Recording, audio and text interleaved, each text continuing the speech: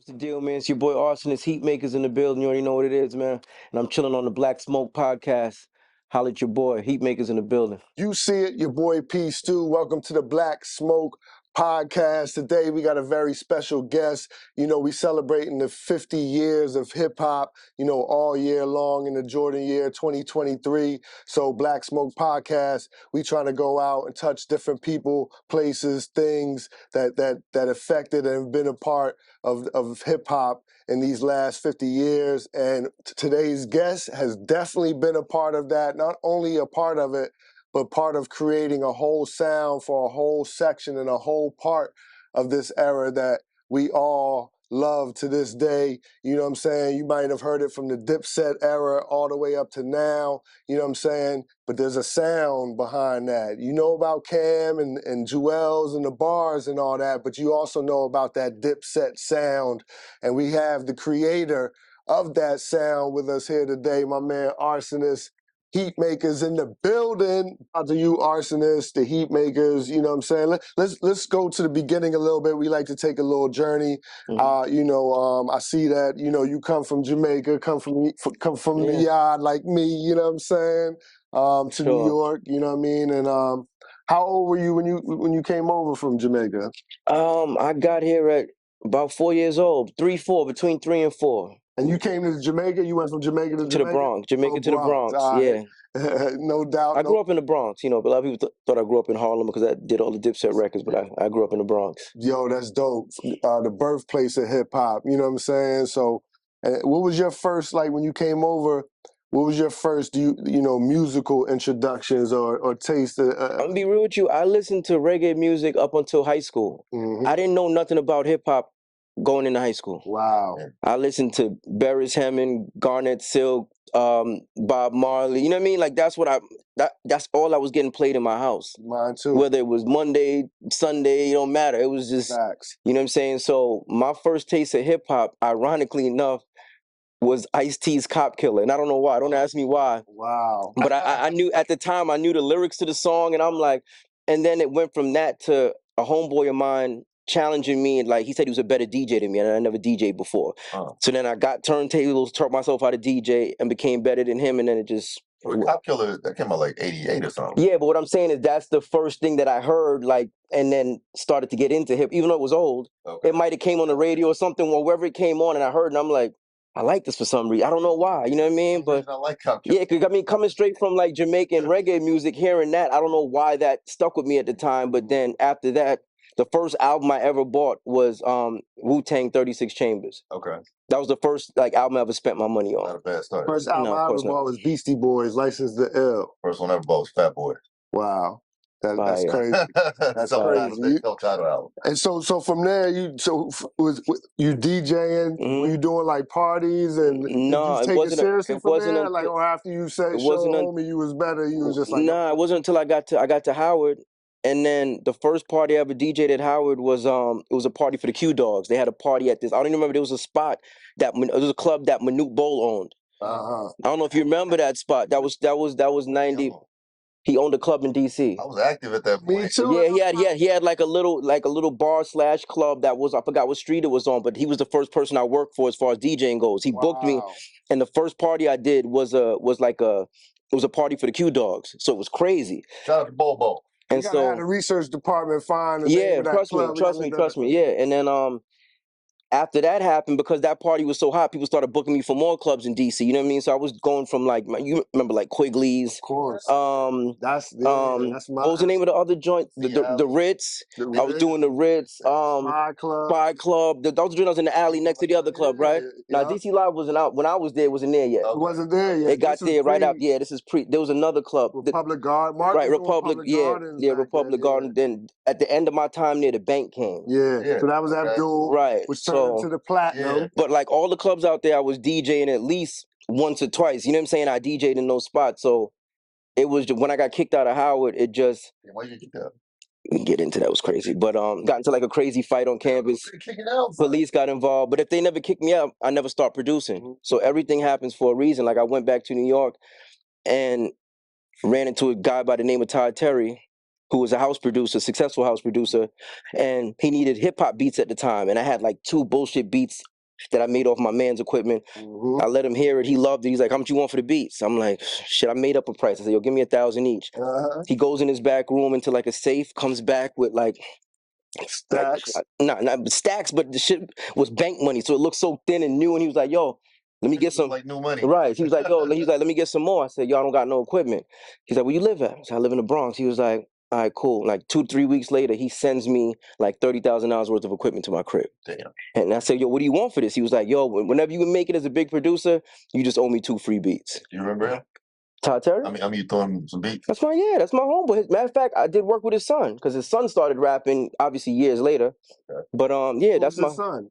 His name is hold on, Todd. So Todd Terry, the son is what's his son's name? This is years ago. I did it for his son. Oh, he did. So he, but son, Nah, his son used to come to my old studio like 10 years ago. not somebody we would know. No, you would know. You public, would know. No. He was like he was experimenting with rap. You know what I'm saying? He was experimenting with rap. Man, that was a great, great for somebody to see that ability in you. Yeah. You know what I'm saying? I still think about that. Like, he don't know me from a can of paint, and to spend that much money on like a relatively unknown person's like unheard of. Yeah. You know what I'm saying? So who at Howard is popping now musically who you were linked up with then as a Howard student? Well, I'm gonna tell you the people that I went to school with, but I'm not saying that we're cool to this day. But like Rich Harrison, Okay. Guru, the Guru, me and him, Guru is still cool, obviously to this day. I remember when I went there was a DJ by the name of DJ Supreme. He was DJing for Lauryn Hill at the time. So at that time, he kind of had a, you know, as far as I was concerned, he had a foot in the music industry. Tracy Lee was there around that time. Yeah, Tracy Lee was there. After death. Yeah, who else popped off from Howard that I'm forgetting? I don't want to forget nobody. They're gonna be like, "Yo, he's a hater." But I'm just trying to think. No, Big Ben. Big Ben, I don't think so. I knew Ben Amin. He was with Doom. Oh, DJ Ben Amin. Big shout out to my man Ben Amin. Yeah, Jack, right? Yeah, because you know everybody was kind of clicked up at Howard. It was like, you know, what was Ben Amin's team's name again? Not Rooftop. Rooftop was Guru in them. Yeah, but that's Rooftop. Armageddon, and then what was I can't remember the name of it. Damn, what was that? How do I forget that? My fault, Ben. Just hit us on the line, you know. Yeah, but remind us, Ben. We'll put it in the credits. Yeah, the point that I'm making is like, I think everybody at Howard around that time that did music or was music related had like a label feel already, like their team. You know what I mean? Like this team, that team, and it kind of extended past Howard to now. Like you look at Guru, and you know, that's just dope to see. What was the first like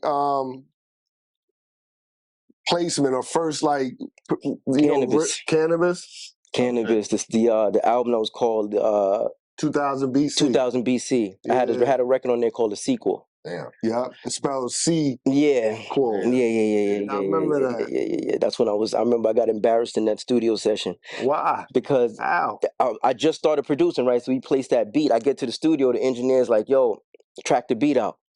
And I'm like, "What do you mean?" Like I didn't know nothing about this is the first right.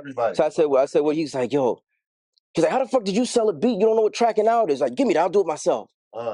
And I remember saying to myself, like, I'm about to learn everything because I never want to feel this way again. And that's what happened. Well, did you make a 2-track or did you have the actual? No, I had the MP with me, but you know, I didn't know how to track a beat out. No doubt. You know, he was like, "Yo." Time I bought studio time, it was like, "All right, send the tracks," and I was like, "Now here's the song." Right. I did not know. Like, and they ask you, "How do you want to hook it up?" Simpty. You like, what the fuck is Simpty? Like, you know what I mean? So again, I needed that. So some education real quick. If you can, as talking to some young producers out there that's producing right now, what is that process like? Talk about that of making a beat and as opposed to and then tracking a beat. All right, couple things. If you sample, right, make sure you write down the information of the sample somewhere.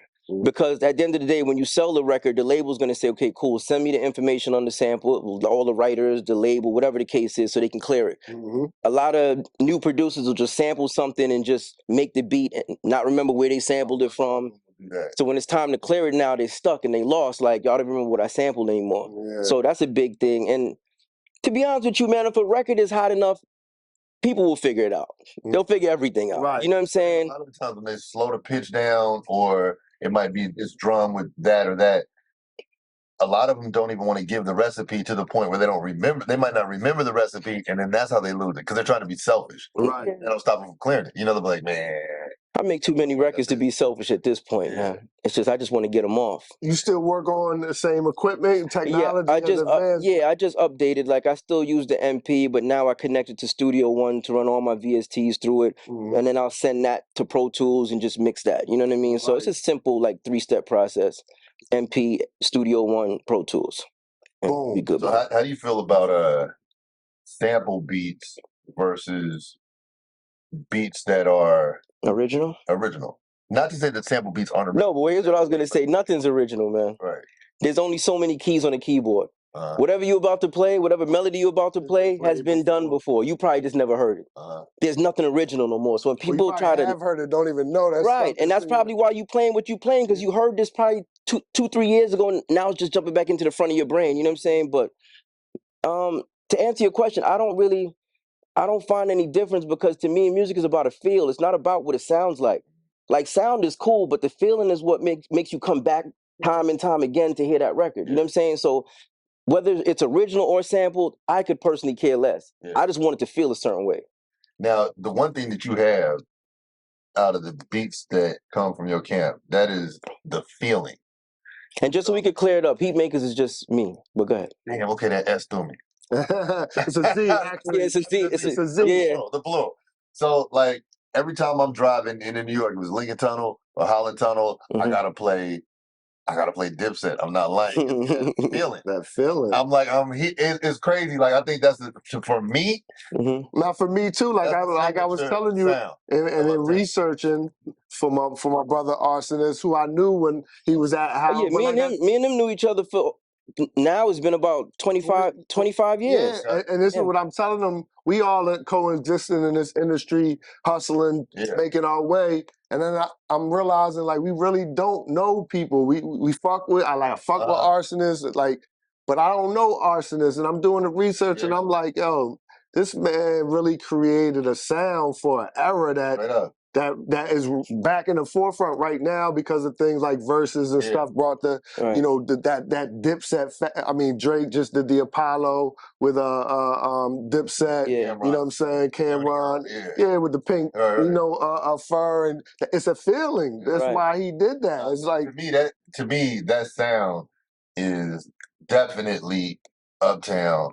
But like when I'm just entering the city limits, I gotta like, man, let me play that because you give me that feeling. How did you create that sound? Like what happened? How did it happen? Lack of resources, man. Like I wasn't a dude that played the keys, right? So I had to sample. I don't like samples sounding like how they originally sounded. So I used to throw it on 45 and speed it up, right? And then because I didn't play, I had to find ways to make these sounds that I chopped up work just out of my head, and that's what I came up with. It wasn't like there's no like musical history in my background in the sense of my mother played keys, my father played the set. It was never that. There was no. Drums is mean too, though. I appreciate that. I appreciate that. I kind of look at my music like soul, but with a rock feel to it. You know what I mean? Like aggressive soul music. Okay. So that's why the drums sound like that, because to me it was like, I know the drums is what moves the people. It's the Black Smoke Podcast. In your face and knocking, you know what I'm saying? So there was really no formula to what I did. It was just, I was a hungry kid from the Bronx and I used the tools that I had. How did you connect with Dipset? Like you did the Cannabis record, 2000, you know, that was on 2000 BC. What was the next? Okay, so what happened was, there's a bunch of things that happened in between, man, and you know, we can't really get into it on this. I'll probably tell you off air something. Right. But so what happened is, we had got some money at that time, so we had these artists we were dealing with, and we was trying to get the records played. So we ran into a dude by the name of Renee McLean, right? Yeah, so shout Renee. Renee used to, you're right. Renee used to get records played on the radio. So when we went to go see him, you know, we brought him a nice little bag and said, "Yo, we want to get this record played." Not G-Unit, Mix Show Power Summit. Yeah, Mix Show Power Summit. Yes. In Puerto Rico. You know what I'm saying? So then after we gave him the bread to play the records, he's like, "Yo, what do y'all do?" Because it was me and a couple of my homeboys. He said, "What do y'all do?" I said, "Yo, we produce." He said, "I'm managing Cam. Give me some beats." I always work with beats. I had a CD with like 20 joints on there. Gave it to him. Out of those 20 joints, 9 made it on Diplomatic Immunity. Wow. And I did an extra 2 after that. You know what I'm saying? That's a hell of a ratio. Right. Made it But you gotta remember, that's all I did was make music. So the shit that was on that CD was potent. Yeah, you be Hall of Famer in baseball. You batting like 450. But I'm saying, keep in mind, if you had a bunch of, like, if I made probably about 5 beats a day, right around that time. If I'm doing that for a year and a half and not selling any music, can you imagine when I put together the best 20? Right. No, that's real. That's what it was. That's how artists of any medium should stockpile. Like, yes, work on your thing, have it all, and then when you're ready to go, you got so much. Yes. You got something else, I got something else. And here's the thing too, man. If you make an album with 15 records and you just made 15 records, I can almost guarantee you it's not going to be a crazy album. To me, if you put 15 records on an album, you should have picked through about 45. You know what I'm saying? Because you're going to have records that sound the same. And out of those, you say, which one's the best out of these 3 that sound the same? All right, this one, cool. Get rid of those 2. Which one's the best out of these 3 that sound the same? This one, all right, cool. Put it with that. Get rid of those 2. You understand? Like, it has to be that type of process. Definitely. Anything short of that, you're going to make some regular shit. I think there's been a lot of regular shit released because the way that music gets to be released right now, just like independently off your digital audio workstation, you get to like put shit out. I think people they might make something Friday and release it on Monday or Tuesday. Release that shit on Saturday. Yeah, it was no picking process. Right. It was definitely no process of living through something to see how you feel in different. Yeah. How do you feel about like the quick release versus this is where I am right now, let me go through it and cultivate a feeling? I think it depends on where you're at in your career, right? Like if you're a new artist that's just trying to get shit going, you kind of got to go with the quick release. Okay. You don't have a choice because if you, I mean, in terms of quality, like how you. I would think by now you know how to release shit quick with good quality. Some people don't. I do, in the sense of like, if I know something has to be out Monday and I made it Thursday, it's gonna sound great coming out Monday. Okay. Because I understand how to do certain shit in the time frame, working my time frame and all that thing. But you're not learning now, right? You're doing, you know. But for the other artists, it's like they kind of have to release music quick because everything is instantaneous, aka Instagram. Everything is right now. You know what I mean? So it's like, it's either you're gonna fall behind and put together this perfect project that you think is perfect, and let's just say you put it out and it's not. But you took 8 months to do that. Right. Now it seems like you're right. And it's a million new artists a day now because of technology made it easier. So the longer you wait, that opens the portal. I don't think Aquemini could have been made like that. I don't think the no, it couldn't. How about the Speaker Box, the double album? What's the speaker? Was the Speaker Box and Love? So did you hear the story that L.A. Reid told about that? No, that was about to be a Big Boy solo album. Oh wow. Because they weren't really working together at that time, Big Boy and Dre. And then Dre called, it might have been like a month before it was about to drop. And was like, it's too late for me to do something. How long, when would I have to have it in? And LA told him 3 weeks. And from scratch, in 3 weeks, crazy. You got to be Dre did Love Below. I give it up for him, man. You got to move up on the top 50 rappers or whatever. You see what I'm saying? We're not gonna talk about that list, man. I know if you talk about the same list I'm talking about, we're not gonna do that. Crazy. We're not gonna do that. Well, look who did the list. I want to know who was who did the list. It was Billboard and no, but I mean who? Like that's what I want to know. I don't know. We gotta highlight my man Daytwan. I know Daytwan was in there somewhere. Yeah, don't hide behind Billboard. Whoever did it, put your name on that because. And we gotta really.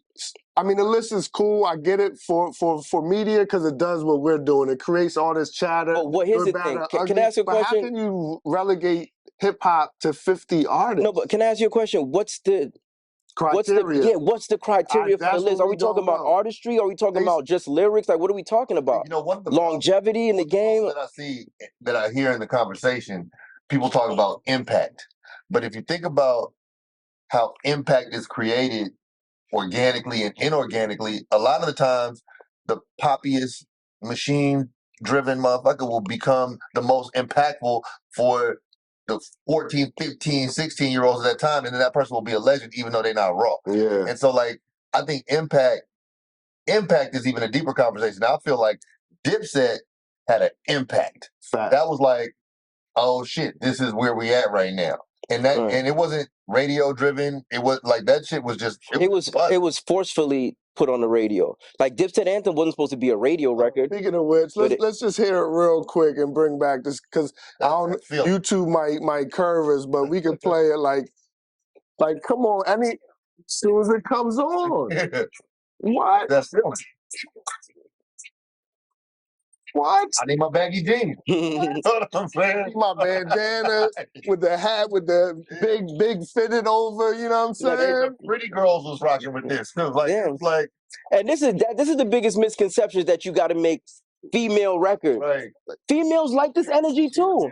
Females love shook ones. Like, you understand? Like, oh, come on, man. We still Jewels is cemented in hip hop history. We still trying to get this Jewels feeling back from Jewels. Hopefully we gonna do that. We're gonna do a project together, me and Jewels. So wow, let's go, Jewels. We're gonna catch a couple, man. You know what I'm saying? So like, when it comes to impact, that was a very organic impact. Right. A lot of, I'm not gonna name names, but there are certain people who get cemented into history, but they were what hip hop used to dislike. You know, because they were like we're gonna just, they kind of came in on the coattails of, I don't know, they were gifted the platform. Right. They didn't like earn it because they like got into the souls of people. They was gifted the platform. You heard it 10,000 times, and now you start liking them. Right. And so those lists are automatically flawed because like the categories, whether it's skill, impact, longevity, those are skewed from the beginning. So those got to be adjusted. Right. You know what I'm saying? And for me, Pimp C should have been somewhere on that. I don't think there's any way to make a list that everybody would agree with. Like if we make 50 different lists, it's going to be 50 different arrangements. It's like, because for me, looking at the list, to me, I don't think, was Fat Joe on there? No, he was not. He should be on there as far as like longevity and being in the game from, what's that, 93? Yeah. 93 until 2000. Come on. Now he's still dropping 30 years? Yep. That's crazy to me. Yeah. And then I'm talking about dropping hits. We're not talking about just being in the game. Right, yeah. Like, come on, Fat Joe had to be on that list. Come on. Cam should have been on that list. How is Cam not on that come list? on. Like, let's just be real with each other. Like, sense. but again, everybody will have a different list. You know what I'm saying? Here's what I love. I saw Ja Rule was salty about not being on that list. You know what I'm saying? I'm saying he's being salty. No, but here's my thing. Depending on what we base it, depending on what we basing the list on, Ja Rule should be on there for impact. Down, right. Like whatever year that he was the Drake of what, 99 around that time. He was the like catalyst for 50 G Unit too. If there was no Ja Rule, G Unit and 50 might not have done what they did. You know what I'm saying? Right. Nah, that's crazy. What producers what producers would you say, I don't know, inspired you or that you inspired me? RZA for sure. Dr. Dre. Primo for a fact. Primo, just from, you know what I mean? Like when I heard DeWick, I'm like, oh, it is possible to make beats without knowing how to play the keys. All right, cool, I could do this. You know what I'm saying? So yeah, and for now, I'm telling you the producers I like now, like I'm fans of now, like Buck Wild is my man, obviously. I fuck with Buck Wild. You know what I'm saying? Justice League, I like Justice League. And yeah, man, it's just, I mean, that's who I listen to a lot. Like if I see their name on something, I'm like, all right, cool, let me check that out. And those artists have sounds, you know what I'm saying? Right. I think that's a lot of what technology did, or I won't say messed up. Well, no, let's say messed up. I mean, a lot of producers sound the same. A lot of artists sound the same. Yeah, the same sounds. Even the looks, like, you know, y'all wearing the same Balenciaga sneakers and so everybody looked the same. We used to know where our artist was from by the sound. Yeah. Right. We used to know what producer by the sound. Oh, that's that's Just Blaze. That's HEATMAKERZ. That's one thing I really that's like. Timbo. That's Pharrell. That's, you know what I'm saying? Gangstar albums. Gangstar really got me into jazz. Because like, you know, they would have all the credits in the CD. I would be like, oh, okay, let me listen to this Charles Mingus record. Like, let me listen to like whoever the sample is from. And I got into jazz from them. Yeah. And I think that like that was something that you would uniquely get from Primo. Yeah. Right. You know, like you would get those jazz samples, but he would just take a itsy bitsy piece and flip that joint and blow your mind. That's what he's great about, like chopping samples to pieces and like he's dope at that. Yeah, he's dope. I think it needs to be a top 50 producer. They did that. Did they? Yeah. I'm sure there's Couple they years. done every I think it was list you Double could think XL. I of. think Double XL I did that a couple years ago. I don't even know if I made the list. But they did. Here's what they did do. They had a tournament of like the top 50 producers. They had me as like March they had me Madness as or like something. 50 verse number 1 was like Kanye. You know what I'm saying? But shit, at least I made the list. Yeah. But I mean, you know, I'm sure when it comes to impact and when you actually get down to it and talk to the fan, a lot of these lists are industry driven, Right. you know, people in the industry, and we all have a skewed view and biasness And depending because on we're what you in grew the up to. industry. I mean, just the raw passion of being a fan of the music is skewed a little bit when you're in the industry. You know what I'm saying? So if you really get down to talking to the raw, pure fans of hip hop, these lists would be totally different. So can we say that the list? Can we just like excommunicate the qualification being sales? It's promo. I think we can, but I think it's hard for the public to do that. Yeah. Because the public being casual fans, they only know about who's selling the most and who's in the forefront the most. You understand? Like they might not know about traditional sales is connected to the public. That's the public saying, I fuck with you enough to take money out of my pocket and buy your product. Okay, let's throw Hammer on the list. Yeah, he should be on there. Impact wise. Are we saying is this a top? If it's an impact list, wait, no, but it's an impact list. You know what I'm saying? If it's a rap list, I don't know if Hammer should be on there. Right. I think it should be the motherfucker who's outside and he's rapping. Because the shit, look at it. If you put Hammer on the list, you gotta go ahead and throw Vanilla Ice on the list. Yeah, Impact too. Right. If you want to be real about it, you know, like you remember those times he had impact. And I wouldn't put Vanilla. That's what I'm trying to tell you. So it was like a So we need to leave sales. Yeah, because then fucking around, you gotta put Coolio on the list. Right. Fucking Coolio had an impact. He had 2 smashes. Yeah. So it's like the list gets tricky, man. Coolio is on somebody's list somewhere. Yeah. And rest in peace, Coolio. No, of course, you definitely rest in peace, Coolio. So I think sales. I think that should be like an asterisk next to, because it's not always the public saying, here's my money. It might be the public saying, I was influenced by the machine. But it's not that this person is the dopest. You know what I'm saying? Like, but here's the question. Have you ever bought a record and then thought you were tricked into buying it once you bought it? Yes, a full album. Yeah.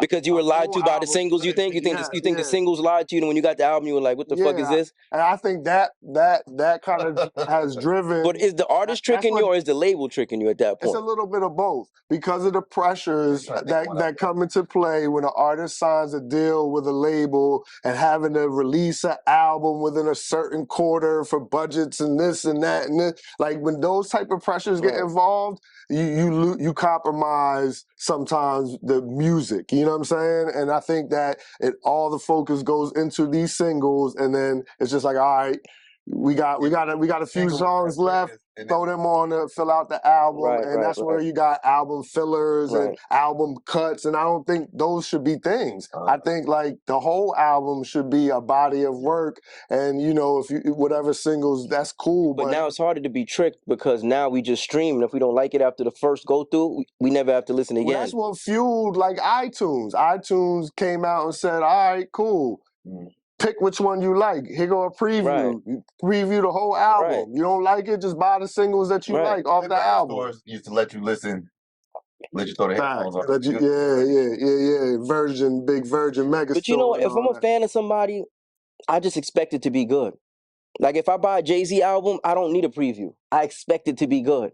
Do you find yourself as a fan of an artist or of a certain music being a fan of that album or that sound, and then as an artist evolves, they lose you a little bit? That happens a lot.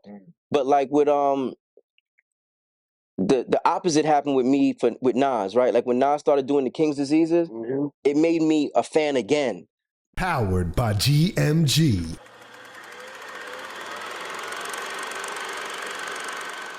Number one in your life's blueprint should be a deep belief in your own dignity, your own worth, and your own somebodyness. Don't allow anybody to make you feel that you are nobody. I was like, I'm not sure right now. But then when he started doing Kings, when I heard 1, I'm like, oh, this shit's fire. Then I heard 2, I'm like, oh shit, it wasn't a fluke, part 1.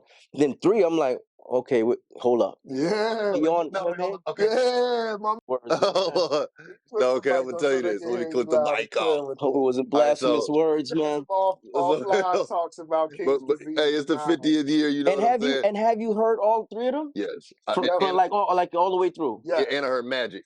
So so look, here we go. Nasir Jones. You're my favorite rapper. Respect to God.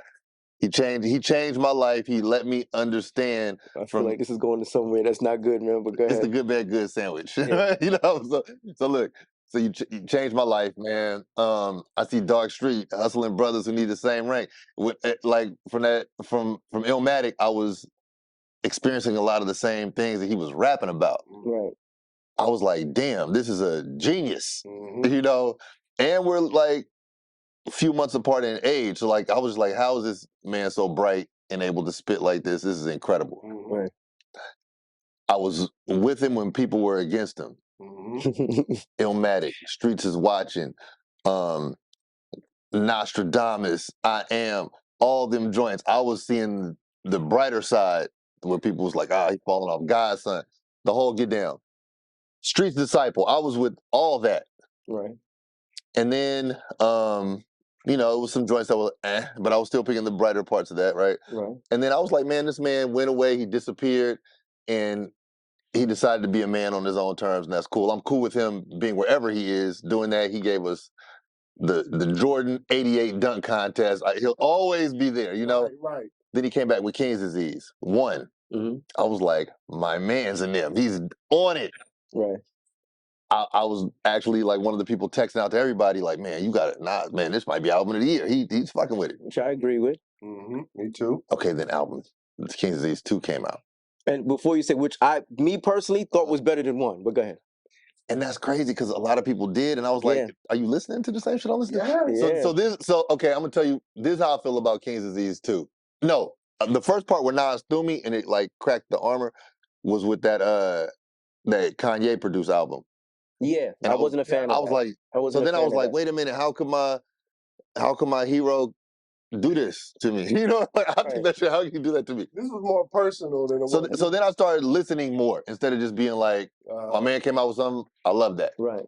So now I'm listening to King's Disease 2 because King's Disease 1 was great, especially that joint he had about Car 85. Like, that was my shit. But then he came out with King's Disease 2, and I'm like, damn, this sounds like a dude trying to be young, and I need like a seasoned vet. Did you get that? I didn't. That's what I need a seasoned vet to give me seasoned vet. Is it because of the features? Why you thought that way, or is it because of what he was doing on the records? It's because of what he was doing on the records, and when he was younger, he was rapping more seasoned. When he's more seasoned in his years, I think it feels like he's trying to appeal to younger people. Like when he was 20 and rapping, it seems like he was like being his highest, I'm trying to like be a man shit. Now it seems like he's trying to be a kid. You know what I think you're seeing too? I think, and I don't know this for a fact, this is just me being a producer. I think him working with Hit Boy, like Hit Boy's making suggestions like, try this with this dude. You'll sound good on this record with Big Sean. You'll sound good on this record with whoever. You understand? Like, I think that's the producer that's doing that. I don't think it's Nas saying, you know what? I need a record with Big Sean. I don't think it's Nas doing that. Well, Nas need to do some stuff. Step in, but talk this about is, it. Can't do that. Nas, but I'm be real with you, like musically, and this is no knock to any other producer that he's worked with before. This is the best set of beats that I've heard Nas on from album to album. Not saying that he didn't have crazy beats before. Of course he did. I'm talking about consistency from track 1 to track whatever.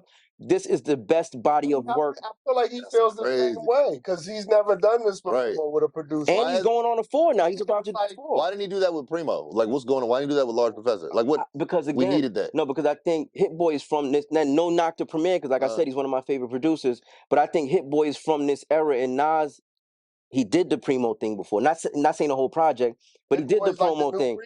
And the work rate, and just from what I'm looking at, the work rate of Hit Boy has to be turnaround time like that. Yeah. I don't think you get that out of Primo. And I respect that Hit Boy isn't out here sounding like everybody. Right. else. Okay, now when I listen to Hit Boy's records, and there's a whole bunch of records playing, I can't tell there's a Hit Boy beat. Can y'all? Can you like if we play 10 joints?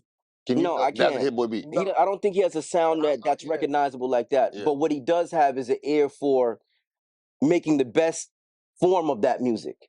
You understand what I'm saying to you? It's like Okay. whatever that, if he's doing straight hip hop shit, he makes great hip hop shit. If he's doing some trap shit, he makes great trap shit. I'm just saying that he has a formula for knowing what's hot and what's now. I don't know, you know what I mean? Like a lot of producers don't have that instinct. He has that instinct to figure, okay, cool, I'm working with Nas. How do I make it sound now without making it sound like it's totally different from what Nas is accustomed to? I feel like it sounds totally different. You think so? Yeah, and I think I think Nas's writing is lazy in these joints. I think he's Really? like, yeah, I do. You know what? You're He gonna didn't force take me to go back and listen again because when I listen, I've listened to King's Disease 2 several times, and I'm like, I fuck with this album. So, like but now Something feeling for you. No, now I'm gonna go back. I'm gonna go back and listen because no, I know, but because it's been probably about since I heard part 2, it's probably been about 3-4 months. Yeah. I'm gonna go back. I'm gonna go back and listen just because you're saying what you're saying. Yeah, I mean, like one thing that Nas does for me, and like that brought him to a level where I'll defend him in front of any. Like he just had insight, even if it was just barred out. Like he would have Right. insight. In these Kings of these joint, I'm not feeling the insight. Like I'm just like, okay, I'm kind of thinking he wrote them raps that week, that day. Like I mean, I don't feel like the thought, the stuff. Right. And he had like bangers where it was still stuff in it. And I'm not talking about like Save the Black People and Go Back to Africa. He just had game in that shit. I think it just goes back to almost our original thing that we said, or how we even went down this path, is that Nas has evolved in whatever Nas is direction. devolved. To you, I don't think so. You don't think so? Okay. No, No, I this is don't a think healthy so. conversation. Right, I don't think so. I love Nas though. Because you want a certain thing from him that connected with you that he's not giving you now. So that's You guys used to have but this for him, right. personally, that's his evolution. He has evolved into this Nas that he's giving us on Kings, and it's not resonating. No, when it came to his evolution, that record that he had, the album that he had where he had the wedding dress in his lap. What's the name? What's the name of the joint? Was that Godson? No, Godson, he had his shirt off on the joint. No, it was like he had that song "Bye Baby," bye bye baby, and I'm saying bye bye. Life's good. No, Life's good. Life's good. Yeah. I love that album. That felt like he was. I was like, okay, he has evolved into a. I think a man. I was loving that. Your life and his life and what he was. No, yeah, this what I was gonna say. You know what I'm saying? You guys shared perspective at a certain point. Now it's like you guys don't share perspective anymore. I feel like he's trying to rap for my son now. He's trying to like.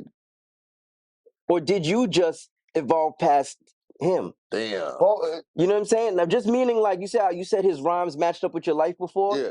Maybe your life is in a totally different place to where his rhymes is going right past you now because you've evolved into a different spot. You're vegan, fasting. You know what I'm saying? Like it's not resonating with you. You need something that that goes a little deeper for you right now. And do you think Nas is as barred up as he used to be or not? I don't think he put these projects to me with Hit Boy feel like jam sessions. They feel like they almost like they got and he like start freestyling some shit. Then he finishes. And here's the question to you: are we getting hyped because we're getting consistent work from Nas? Yes. Is that what it is? Yes. It's like, am I caught up? Grandma's walking. To me, she doesn't need the cane anymore. That's what we're feeling. Where it don't matter what Nas says on the records. Right. I'm just like, you're happy that it's here. And Nas is dropping. You're happy that it's here. And here's the difference with me. Like, let's just say because I'm such a big fan of Jay. Yeah.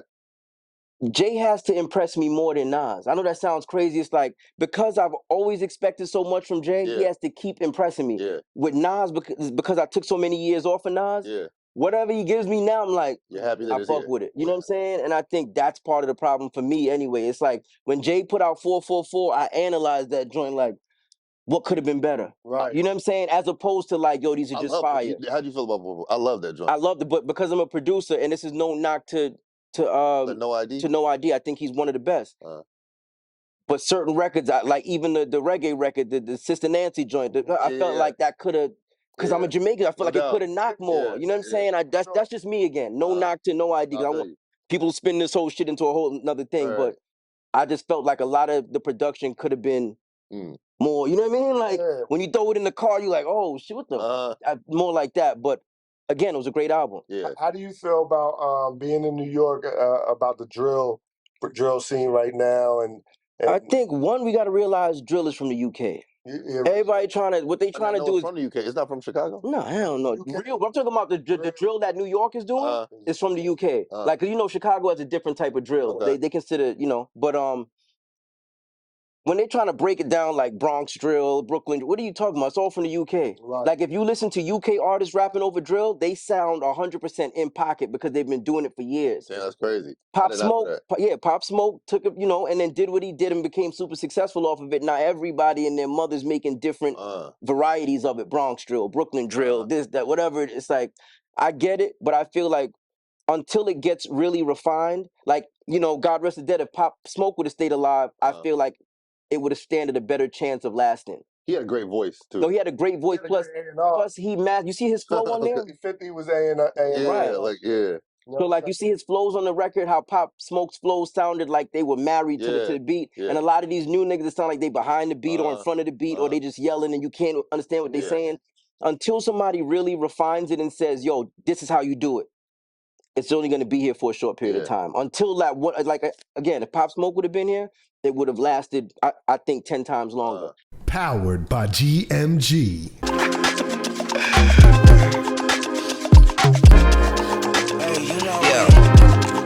Hey, hit you with no delay, so what you saying? When we see salt, we leave them a land. We put the demon in demonstration. We deem if it is a vibration. Concentration, sensation. The promise of elimination got niggas hating on amazement. How we ever made it to the degree they was thinking that he's saying. If you see something, and niggas say Nathan, where the heat coming? Vacation. You niggas playing PlayStation. I've been trying to set fire to this great nation.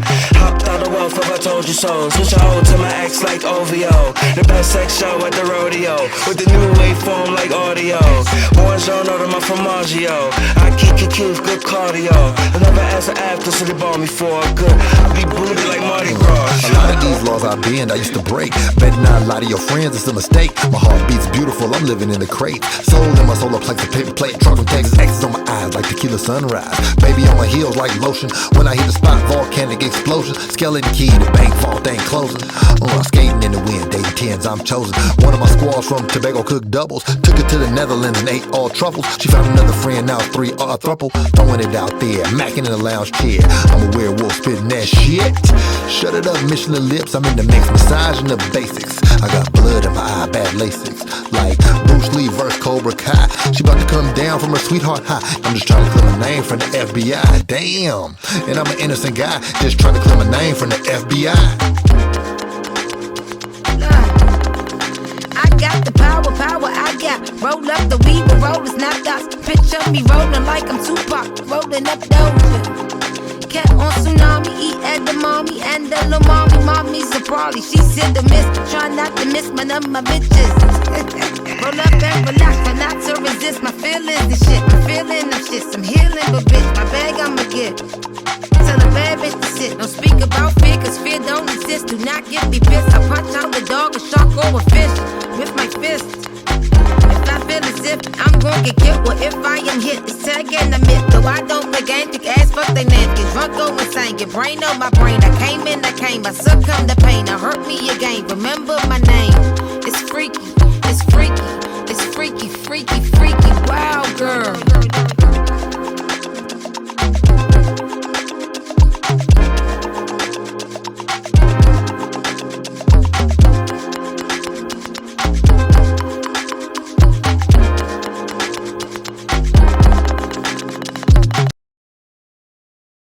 But until that person steps up and says, "This is how you do it," you don't see it lasting. Nah, I don't. Okay. I don't. That's interesting. And you know what? I just want to go back and say, "The World Is Yours" remix is like my favorite song of all time. So this is a shout out to Nas. I just wanted to say, I fuck with you, but I'm gonna keep it a buck 50. You know what I'm saying? That's all right. So, but drill. So you see drill fading. Yeah.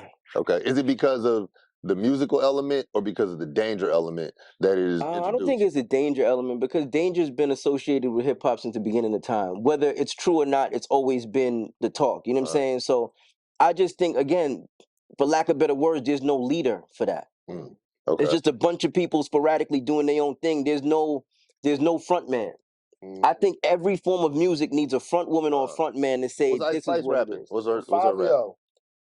Yeah, Fabio, yeah, but I think Fabio, again, consistency. Yeah. You know what I mean? Yeah, he had a run, but I feel like Where's you it at? can, We need yeah, some you can never let up. When you're the front man, you can't let up. Yeah. You know what I'm saying? You look at Drake. Drake has been winning for years, and he never lets up. Never No, lets yeah, up. Future's been winning for years. Yeah. He never lets up. You know what I'm I saying? think It's like Future doesn't get enough credit, and like I don't know how he plays credit or merit, but Future, he was adequately named.